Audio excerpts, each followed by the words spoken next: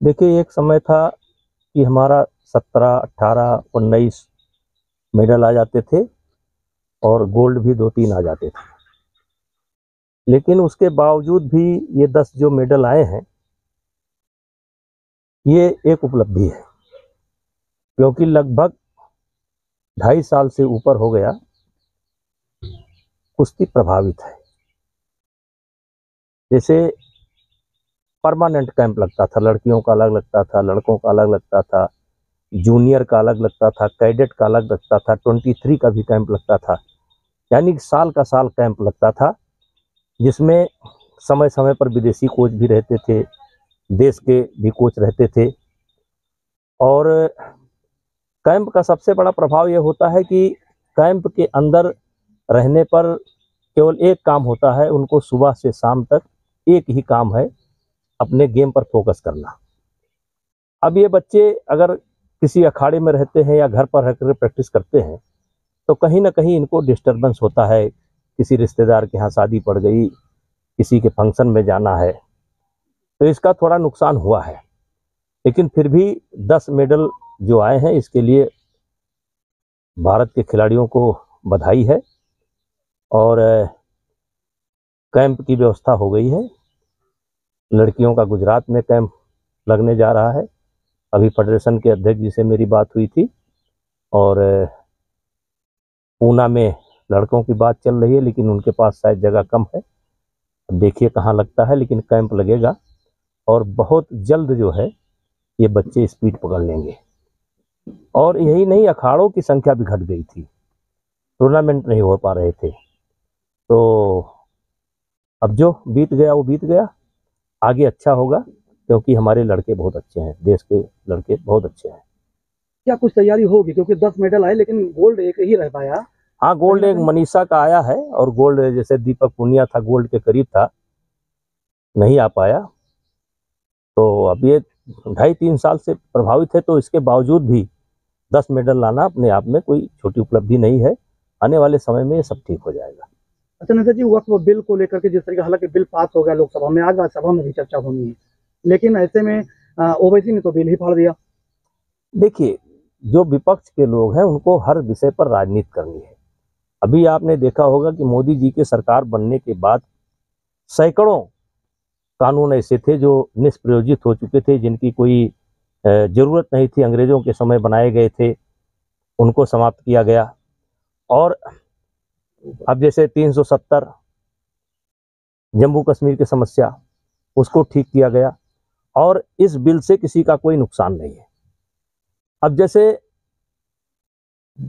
लोग खुद कहते हैं इसका दुरुपयोग, अब हम नहीं जानते कि इस वक्फ का जो इनका कानून था उसका दुरुपयोग कितना होता है, कितना नहीं होता है। लेकिन एक घटना मेरे साथ स्वयं घटी है। बहराइच में एक कोठी थी, कौल फैमिली की। उस कोठी को हमने अपने पत्नी के नाम बैनामा कराया। अब उस कोठी पर वो किसी गुप्ता जी को सन 1812 में 1912 में पट्टा मिला था। गुप्ता जी ने कोठी लिखाई, बनाई। उसके बाद वो किसी कारण से बहराइच दरगाह शरीफ को वो कोठी बेच दिया उन्होंने। फिर बहराइच के दरगाह शरीफ ने 1922 में उस कोठी को वापस कर दिया कौल फैमिली को।